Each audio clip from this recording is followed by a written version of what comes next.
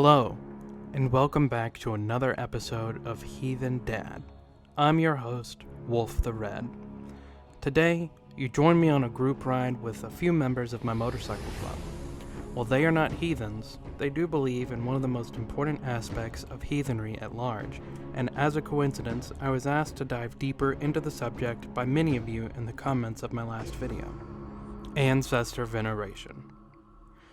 Ancestor veneration, or the act of remembering and honoring our ancestors, is one of the core foundation pillars for most heathens today, just as it was in ancient traditions. Deity worship is important, and honoring them may bring favor to us, but our ancestors have a direct, vested interest in our success in life. Even with the honoring of our ancestors, we are participating in what's called the gifting cycle. It's another concept I plan to dive into in a later video. But to put it simply for now, our energy and effort put forth in offering to and remembering them is our gift to those who came before us, and their small blessings are the gift we may receive in turn. Ancestors may not be as powerful as gods or even wights or land spirits, but since they have that direct link to us, they have the chance to interact with us a little more often. When our ancestors pass on, as far as death goes, it's not the end in the heathen worldview. Death is a journey. In the lore, there are a few accounts where the dead travel long distances to reach the afterlife they will reside in. Sometimes the gods or goddesses meet them and help guide them personally. Sometimes they are waiting at the entrance point to the domain and greet them warmly. When our ancestors leave their bodies behind, the afterlife part of their soul changes. The journey they partake on changes them. They are still thinking and feeling entities, and as such will grow and change just like we do here in the living world. Again, as far as death goes, it's not the end. Remembering those that came before us can be very powerful. For me, venerating ancestors is a staple in my everyday praxis. I know not everybody has close ties to or even full knowledge of their past family, and I recognize the gift I have in knowing what I know about my ancestry. And even with those that do know their ancestral line, not everyone will want to engage in their past family relationships. That is entirely valid, and there should never be any pressure to perform personal praxis in a way that makes you uncomfortable. Informed consent in ritual is essential. But for me, I perform small rituals and prayers daily to those that came before me. I lay out offerings such as food and water, and take moments to be near family heirlooms. I spend time thinking about the sacrifices that were made throughout history that got my family to the point it is today.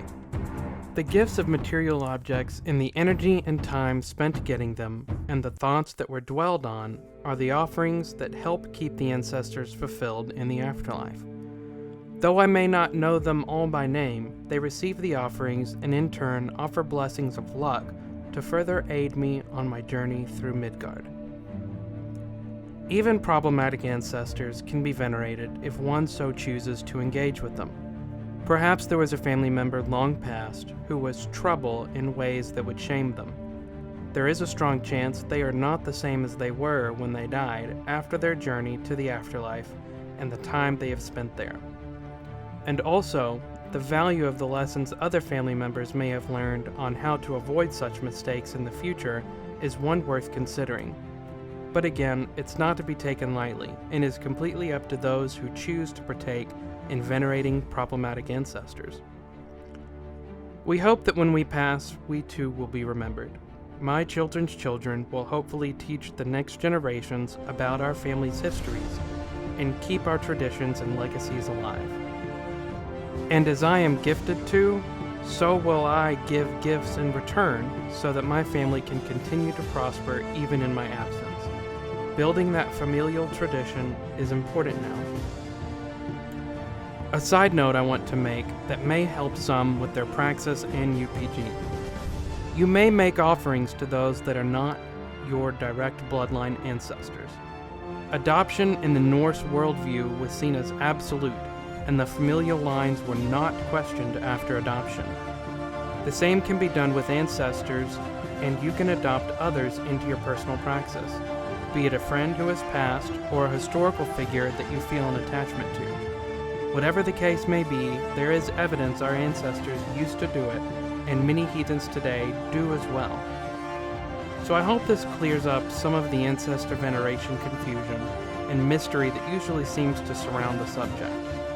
If you are comfortable doing so, leave a comment of a favorite family story or tradition you have, even if it's not heathen related. I read all the comments and love seeing what people have to say. Don't forget to follow me on Twitter at wolfthered and Instagram as well at wolf_the_red. And as always, go big or go home.